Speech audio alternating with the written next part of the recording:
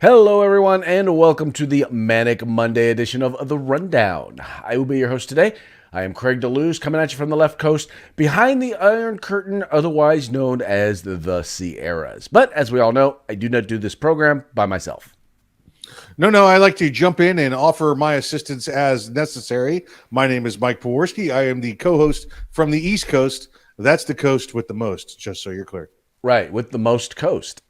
It is the coast with the most coast. It is. It does it. The most coast, the most states. We got it all. We got it all. Yeah. So you guys pretty much do have it all out there. Yeah, the most. We had it all. So I'm sorry. I started to sing a little Bogey Bacall there. So Craig, how was your weekend? It was. You know what? It was actually pretty good. It was relatively uneventful. Did some camping with some friends, and relaxed, chilled, had a good time. Hold on, like recreational camping? Yes. Yeah, I don't get that. I'm just, as long as you don't have to do it, you don't have to get it. I just don't get that. Listen, that's an Army thing, I guess. If you asked me to go recreational camping with you right now, I would laugh at you. But if you said, "Hey, I need somebody to lay up on an LPOP on the side of a hill in the miserable cold, freezing rain, laying on your rifle for 12 hours at a time," I'd be like, "Okay, I'm in. I'll do that." I'll do that. Yeah, that's fun. I'll do that. You have a very, very weird sense of what is fun. Yeah. Well, what can I say? So, how about yourself? What'd you get into this weekend? Oh boy, everything. I got to fly a new helicopter this weekend. That was fun. Working on a rating in that. If you ever saw the TV show MASH, flying those helicopters this weekend, so was a good thing. I'll do that again tomorrow morning. I'm really excited. I got a new mouse for my computer. So my computer's been without the wireless mouse for about a week. You ever try and just go back to keyboard and pad? It's been miserable. So I am not a big trackpad person. Well, I hate it. Especially with the fine tuning we do with the pre-production and post-production kind of stuff we do. With the audio and video tracks that we have. But this one's got this extra button, and I still haven't figured out what this extra button is on it. So if anybody's noticing their lights, if anybody's noticing their lights turn off and on at their house a lot, it's because I'm trying out this new button. So, right. Well, see, I'm actually a fan of the trackball, which actually works really well because even if I'm just have my laptop on my lap, I can still sit on the couch or something like that and work. And it just I'm all about the trackball. I've got this one stop I make during the week when I go see our good friends. It's actually it's our good friends over at Gorilla Machining, and inevitably him and I will get into a discussion, and he wants me to show him something on the computer, and he's got that trackball, and I'm like, it's like handing me, if I'm an iPhone guy, and handing me an Android. I'm like, I don't know what this is. How do you work this? I have no idea. She's like, no, it's so much easier. I'm like, you do it. I'll just tell you where to go. It's horrible. I could never use a trackball. It doesn't make sense. That's okay, Mike. That's okay, Mike. We won't. No, it is. It's literally it's like putting a guy that's driven an automatic his whole life and throwing him on a stick shift. Here, use this. What is that? Like, I don't know what that is. How do you not know how to drive this? It's like, exactly. I don't do that. Exactly. Yeah. I don't do that. Yeah. So good stuff. Good weekend here. Everything going along nicely. You know what? And listen, we may get to some stories at some point. I ran into a story this weekend on the radio show. Really? And I saw a reference to the Sierra Nevadas. And I thought, wait, Craig says that's a real thing. I didn't know that was a real thing.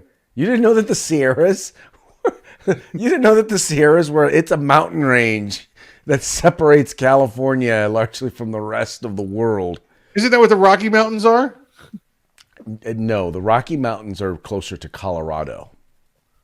So you got like a whole nother mountain range out there. Yes, it's called the Sierras. All right. I mean, listen, I'm a huge geography guy. You can't stump me on geography, but you kept saying Sierras. I was like, I don't know, maybe that's the name of a park near his house. I have no idea. It's just no worries, dude. We figured it out. It was a story about did you see the story about the town of? It's either said Oroville or Oroville.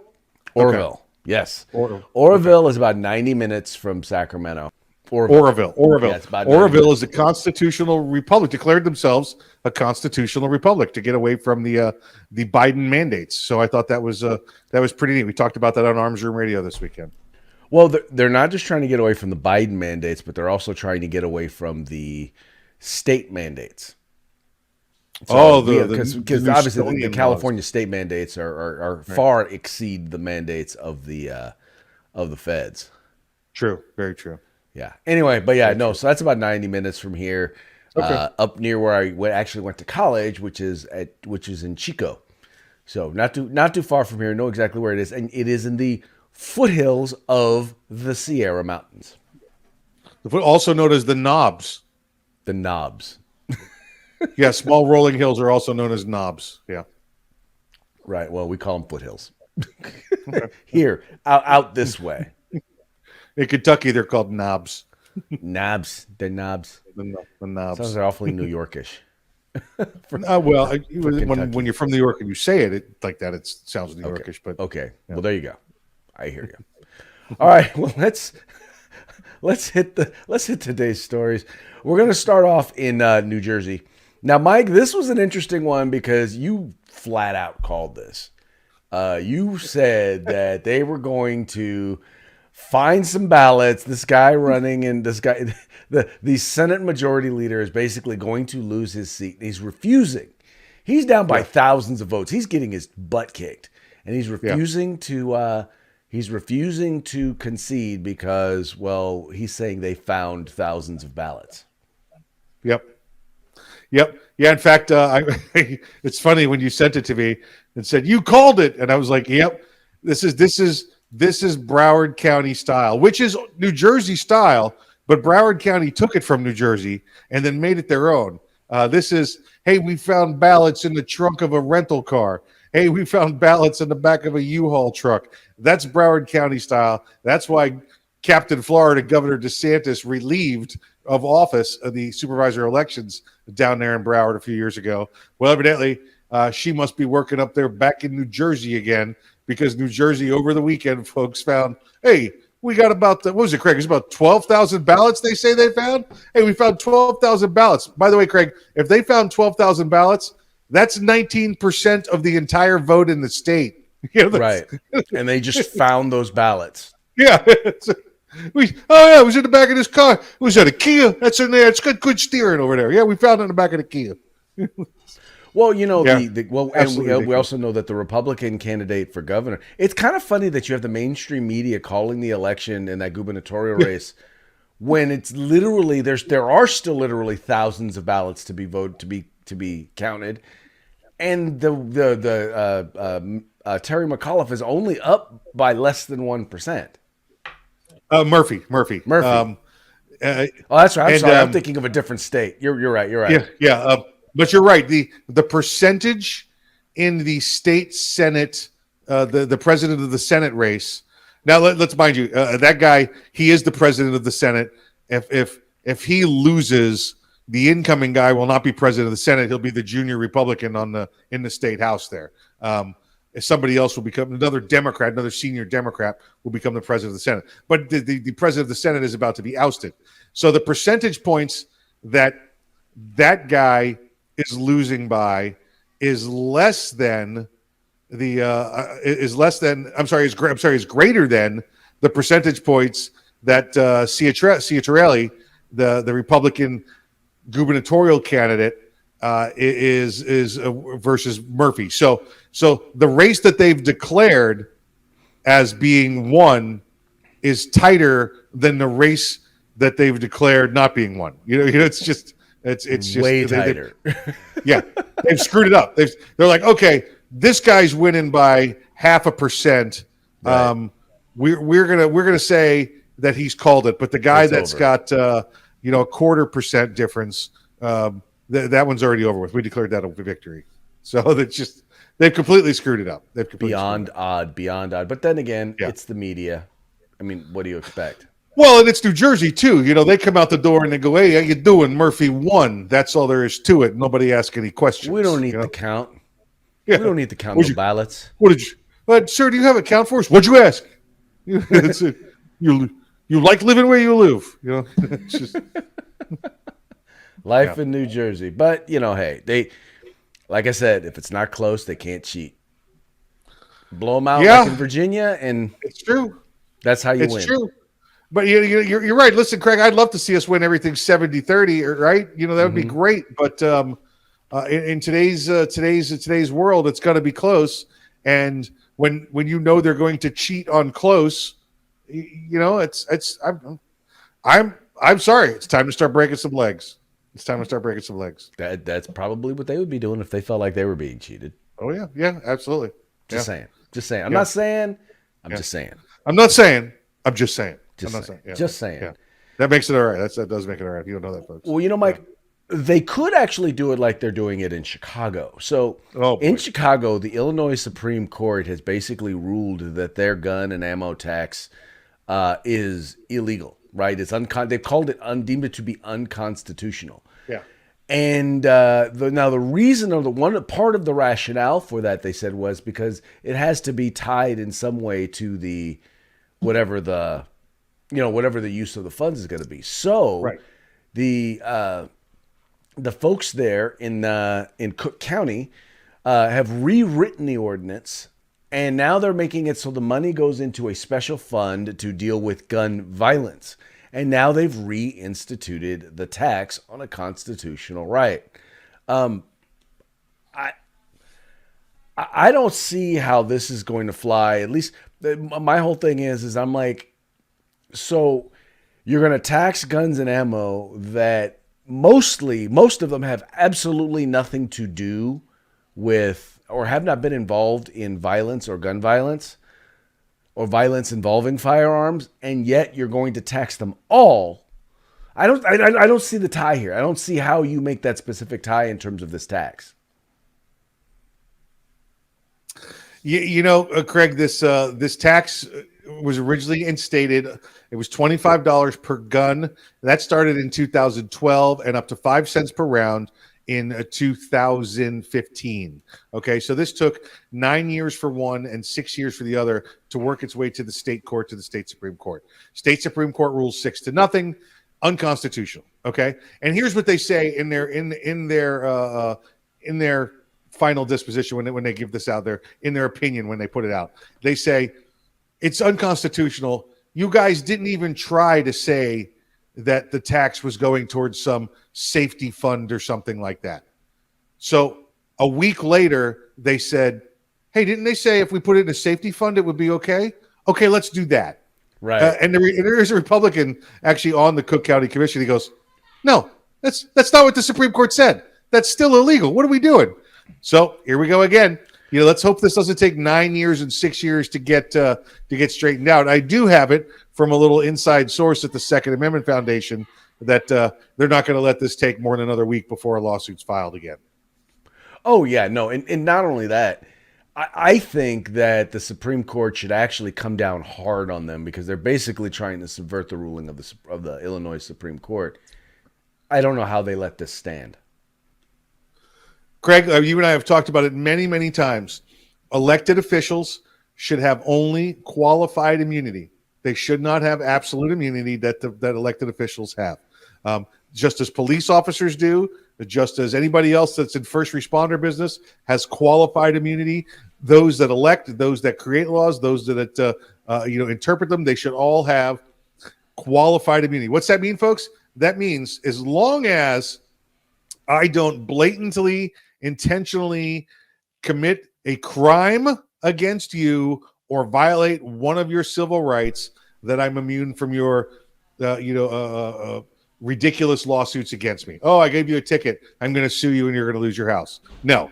But if I go out there and say, I'm going to go harass brown people today, right, and pulled you over and harassed you, then you could sue me for that because I violated your rights. That's a civil right I violated. Why can't the same standard be held to people that are elected public officials? These people just said, these Cook County representatives just said, yeah, I know what the Supreme Court said, but I feel like I got to do something. So I'm going to break the standard or the law that they just set forth. They ought to pay the price for that. They ought to pay a price. Put them in jail, hold them in contempt of court, and put them in jail. whatever. And take away their listen. And you could sue them because Right. you lose qualified immunity, which means you have no protections. I could take your house, I could take your savings, I could do Right. all of that. They should feel the same pain that every other public servant does. Yeah, no, I don't disagree. It's frustrating because more and more anti-gunners are basically saying, "Look, we don't care what the courts say. We're going to do what we're going to do." And like they've literally they've treated Heller like it's a redheaded stepchild of Supreme Court decisions. They've flat out almost well, I won't say flat out. They've come as close to ignoring it without actually, I mean, being to the point where you're like, look, they're flat out ignoring it. I mean, they're right there. Yeah. Anyway, but the argument's ridiculous. We see this happen. Yeah. I'm sorry. We saw this happen in Broward County after the Broward County, Florida. And I know I'm jumping on them a couple of times today. After the shooting down at Parkland High School. There's preemption in Florida. Florida has preemption. What's preemption means? It means only the state can issue the laws for whatever that standard happens to be, firearms, domestic violence, whatever it happens to be.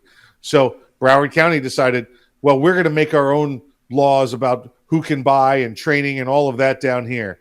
And the state said, no, you can't do that. You can't do that. Don't get to do they that. said, well, we're going to do it anyway because we feel like it's a local issue and you don't understand it. Well, guess what? Your constitutional rights are an everybody issue. I don't care if you're the one guy living on a farm 50 miles from everybody else, or you're in a 30-person flat up on 48th Street in New York City. They're everybody's rights, not just yours. Right. Exactly. And especially your right to tell me what to do does not supersede my constitutional right to keep and bear arms. Sorry. Your conscience's desire to do something. Right. It's for the children, Craig. Are you heartless? Of course I am. I am too. I am too. Anyway, I mean, well, actually, and that leads us to the next story. So there was a study that was done, or a poll that was done, right? And in this poll or in this study, what they basically did was they determined that those who believe in the devil and demons and the supernatural, or belief in the supernatural, were much more likely to be pro-gun. Now, this is an article that was in The Economist. I don't know, man. I honestly have no idea what to say about this. It's like, if I believe in demons, I'm gonna shoot them. That's why I'm pro-gun. Craig, it used to be back in the day. Do you recall when the debate was going on, left side or right side? You could go, all right, screw it. I'm just going to go pick up a copy of The Economist and find out what the truth is. That used to be, what The Economist meant. Not so much anymore. It is a weekly world news is what we have here. So I read through this article because I saw the headline, and the headline is pretty clear. If you're pro-gun, you're a devil worshiper. Is basically pretty much what they're saying. What the headline says. Now, I could see somebody starting off on this article down an innocent path, and I'll ask you this, Craig. Craig, do you believe in God? Yes, I do. Okay. Well, if you believe in God, they're saying if you believe in God, then you also believe in the supernatural, because according to these non-believers, God is a supernatural being, not the creator. Okay, he is. So he's supernatural. Yep. Now, if you believe in God, you must also believe in the devil. Is that correct? Yes. Well, and it turns out a lot of Christians are pro-gun, but if you're Christian, you also believe in the devil. Therefore, if you believe in God, you believe in the devil, you're a devil worshiper, and you have guns. And that's where this article went. And it took a spiral so fast down there that I had to read it twice. I was like, oh, wait a second. This was literally, do I believe in God? Yes, then I must also worship the devil and own guns. I'm going to find this guy just so I can go. This guy's not even going to get it. Listen, I'm just going to go up and give him one of those little right in the throat. Just just right in the throat. Just take that and just walk away and just throw the Economist on his face and then just walk away and go, I'm out. Yeah, I'm out. And when the police walk up, I'm going to go, let's go, Brandon. And they're going to be like, let's go, Brandon. And we're all going to walk away. Yeah. But they get away with saying just about anything, and that's what's so frustrating. nowadays is people who are anti-gun or people on the left get away with saying all sorts of stuff, Yeah. and nobody calls them on it. And Yeah. that kind of actually leads me to our next story. Anyone who's ever seen Michael Eric Dyson knows that he is a racist, race baiting piece of feces, in my opinion. Poopy doop. They know that he basically, well, this is a comment. This is something he had to say about. This had to do with the election in Virginia, right? This was kind of his take, and as you see, Joy Reid is there, obviously, because she's the exact same thing, a race baiting racist piece of feces. But check out what they had to say real quick. Problem is here they want white supremacy by ventriloquist effect. There is a black mouth moving, but a white idea through the running on the runway of the tongue of a figure who justifies and legitimates the white supremacist practices. We know that we can internalize in our own minds, in our own subconscious, and in our own bodies, the very principles that are undoing us. So to have a black face speaking in behalf of a white supremacist legacy is nothing new. And it is to the chagrin of those of us who study race that the white folk on the other side and the right wingers on the other side don't understand this is politics 101 and this is race, not even 101. What's beneath 101? It's the pre-K of race. You should understand the fact that if you tell black people, look, I support a Negro. Look, there is a person of color that I am in favor of, and that person of color happens to undermine and undercut and subvert the very principles about which we are concerned, you do yourself no service by pointing to them as an example of your racial progressivism. All right, so first of all, no one's talking about racial progressivism.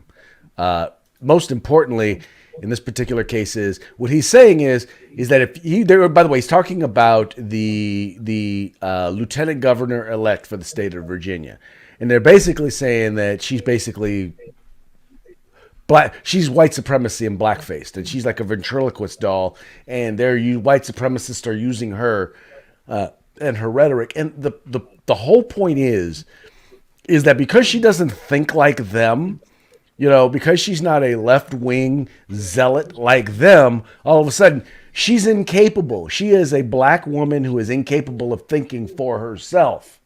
That's what they're saying. Now, if that is not some racist, sexist BS, I don't know what is. Yeah, it's the governor, lieutenant governor elect. Her name's Winsome Sears. I had to just double check that. Couldn't remember it. So Winsome Sears, and yeah, she's got plenty. I don't know if you've seen her campaign photos, like holding ARs and stuff like that. It's pretty remarkable. And remember, in Virginia, it's not a 2-person ticket. You run for governor and you also run for lieutenant governor separately. So they may end up together on separate parties, like what we have in North Carolina, right now. But so in Virginia, Winsome Sears is the lieutenant governor elect, and it's amazing because you've got Joy Reid, Tiffany Cross. You've got these women that are like just astounded that how could this is a black woman? How could she not see things exactly like me? Well, I'll tell you why.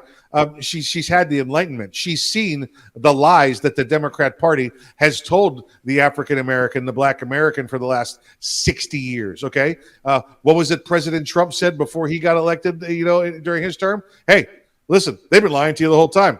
At least I'm being honest with you.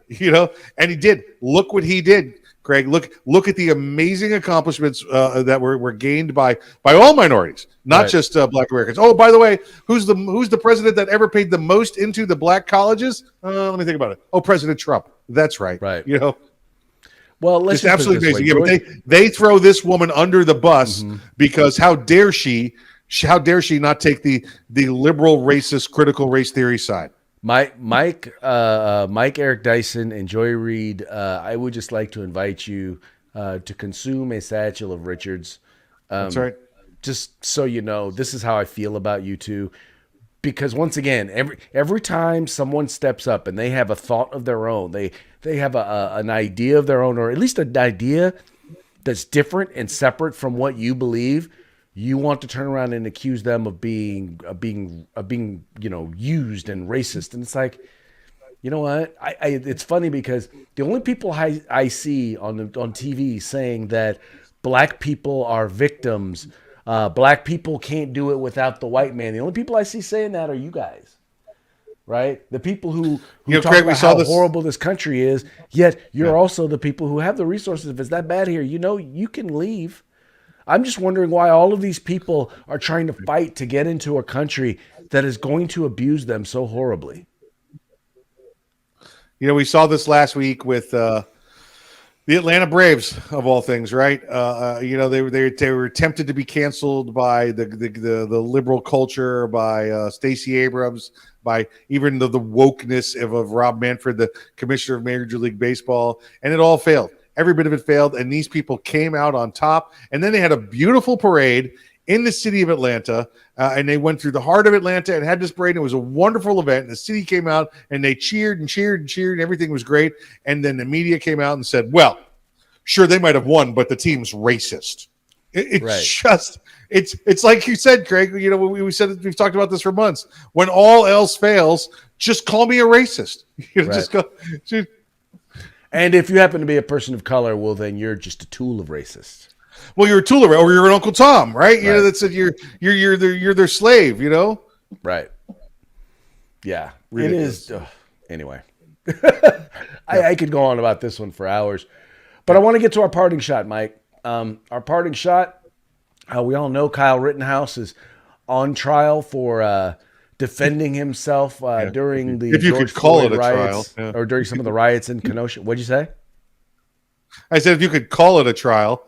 It's just kind of, this is, right now we're watching the prosecution make the defense's case for them. Oh my God! Did you see this? Bad. Did you see this, Craig? That the prosecution stands up and says, "We're going to show you evidence that Kyle Rittenhouse did this," and then the defense goes, "That's a nice story, but by the way, here's the FBI surveillance video that nobody knew existed of the exact opposite." Exactly. Like what? Well, no, their own witnesses. Yeah. The prosecution's witnesses are saying, yeah, no, he wasn't going after anybody, and yeah, he was being chased, and the person was attacking him, and that was funny too, because the one guy said, he said, he goes, so it's just kind of your opinion of that he lunged for Rittenhouse's gun. He goes, oh, that, and he said F you and tried to grab the gun. Yeah, I saw that too. I really do believe that by the time the prosecution is done, do not be surprised if there is a motion to dismiss by the defense and it wins. I absolutely believe you. Listen, folks, you see this all the time. It's a very procedural thing. The defense will stand up before presenting their case and say, request a directed verdict or a dismissal based on the fact that the prosecution has failed to make their case meet the elements of the crime. And usually it's just brushed over. I honestly think the defense may get that. The defense may get that this week. Yeah.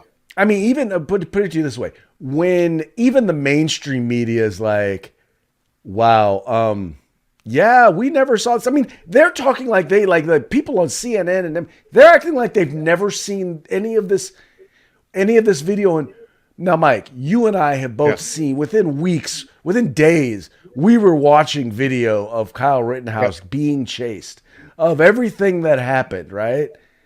I'm like, how do you in the mainstream media not know that this happened? That this video existed? They are. Well, listen. First off, the FBI video wasn't known until about a week, 2 weeks ago by the defense, because the feds told the prosecution, but the prosecution didn't disclose it. Nobody knew until a week ago that the feds had drones or aircraft up doing these surveillance. So did that mean they have it in LA? Did that mean they had it in Portland? Did that mean they had it other places? You bet your ass they did. Okay, and now the gig is up. Now they know. Now they know that it was there. So now the question is, are they going to go after all of those protesters and rioters who were throwing things at cops, who were just trying to burn down federal buildings? You and I did the story. Remember how many hundreds of cases were thrown out in New York because they said we had no direct evidence? Now we're like, sounds like there might be some evidence out there. Yep. Craig, right now I picture I picture the rioters at rioter headquarters in outside of Kenosha going, they're watching the Rittenhouse case, and it's so overwhelmingly clear that it's self-defense that the rioters are like, What else we got? Can we write on something else? We got anything else we can write about? Well, he's not guilty. Let's write about something else because this ain't going to work. Well, now that leads us now to our parting shot, and we all know now. Give a little background before I share I share the parting shot. Well, remember that you had three individuals here. One of them was a convicted child molester. The other was I believe a domestic violence abuser, and the other was he had some other I can't remember what it was, but all three of them were disqualified from carrying firearms or taking part in the actions that they were taking part in. Well, one of them was one of the ones that was killed was a convicted child molester, and thus this. When you're on trial for killing a child rapist. I'm so bored. This is so lame.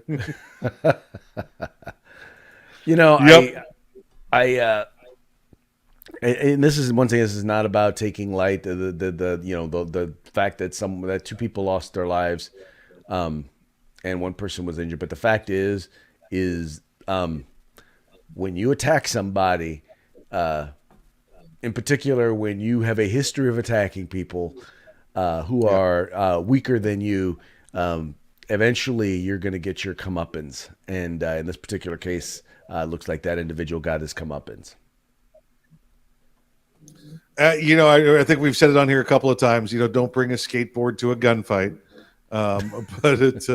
But it really comes down to the play stupid games, win stupid prizes. Exactly. That's all three of them won stupid prizes. Yep. Lead prizes. Yeah, exactly. All right, before we head out, man, how about a shout out to our sponsors? Hey, Guerrilla Machining, Grid Defense, the California Republican Assembly. Great to have you guys on board with us.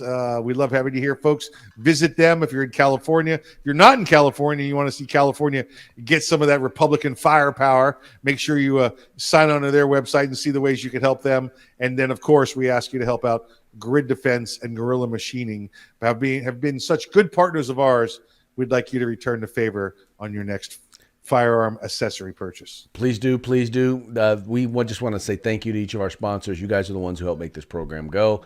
But the ultimately, folks who make it go are you guys who watch. So thank you for watching. Thank you for liking. Thank you for sharing. Thank you for subscribing and encouraging your friends to do the same. Woohoo! 98 days until pitchers and catchers report. Oh yeah. On that note, we're out.